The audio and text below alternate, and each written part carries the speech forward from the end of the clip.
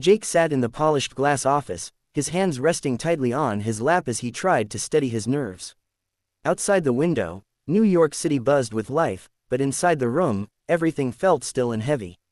Across from him, 3 interviewers reviewed his resume, their expressions unreadable. "Can you explain this gap in your work history?" one of them asked, tapping the page. Jake took a breath. This was the moment he had worried about. "I had to step away from work to take care of my daughter," he said honestly. There was no one else. The panel exchanged brief glances. It wasn't the polished, confident answer they were used to hearing. Jake noticed it immediately. He could have dressed it up, made it sound more professional, but he didn't. "I understand," another interviewer replied, though their tone suggested otherwise. "But this role requires consistency and long hours." Jake nodded slowly. "I'm ready for that now," he said. "I've worked hard to get back here." More silence followed, the kind that already carried an answer. A few routine questions came next, but the energy in the room had shifted. Jake answered as best as he could, but he could feel the opportunity slipping away. Finally, one of them closed the file. "Thank you for your time, Jake. We'll be moving forward with other candidates." The words landed softly, but they hit hard. Jake forced a small, respectful smile and stood up. "Thank you for the opportunity," he said, keeping his voice steady. As he walked out of the office and into the hallway, the weight of disappointment settled in, but so did something else. He hadn't lied. He hadn't pretended to be someone he wasn't. And despite everything, he walked away with his dignity intact. From behind the tinted glass wall of the executive office, the CEO had watched the entire interview in silence. She hadn't planned to sit in, but something about the candidate list had caught her attention. By the time Jake began speaking, she found herself listening more closely than usual. It wasn't his resume that stood out. In fact, on paper, he looked like the weakest candidate in the room. Employment gaps, modest experience, nothing that screamed top-tier hire. But when he spoke about taking care of his daughter, there was something different, something real. No rehearsed lines, no corporate polish.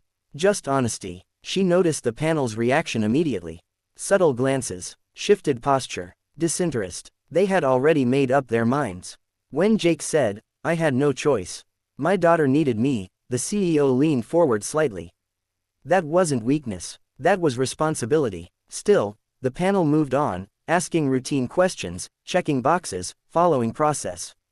By the time they thanked him and ended the interview, she already knew they were making a mistake. As Jake walked out of the room, she stood up. "Wait," she said, but the door had already closed. Without wasting another second, she grabbed her blazer and headed out. Assistants looked up in surprise as she passed, moving faster than they had ever seen. Elevators felt too slow. She pressed the button repeatedly, impatience building. Downstairs, Jake had just stepped out of the building. The city air hit his face as he adjusted his jacket and started walking. His mind was already shifting to the next step, another application, another interview, another chance somewhere else. "Jake," he paused. At first, he thought he imagined it. But then he heard it again, clearer this time.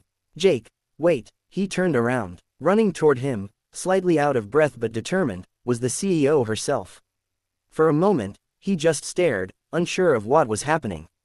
She slowed down as she reached him, catching her breath. "I'm sorry about that interview," she said directly, her voice steady despite the rush. Jake blinked, surprised. "It's okay. I understand." "No," she replied, shaking her head. "You don't. They were wrong." There was a brief silence between them, filled with confusion and disbelief. "I watched everything," she continued. "And what they saw as a weakness, I see as something rare." Jake frowned slightly, trying to process her words. "Most people come in here trying to impress us," she said. "You didn't. You told the truth, even when it cost you the job." Jake looked down for a moment, then back at her. "It's all I had," he said quietly. She gave a small nod. "And it's exactly what we need." He didn't respond right away.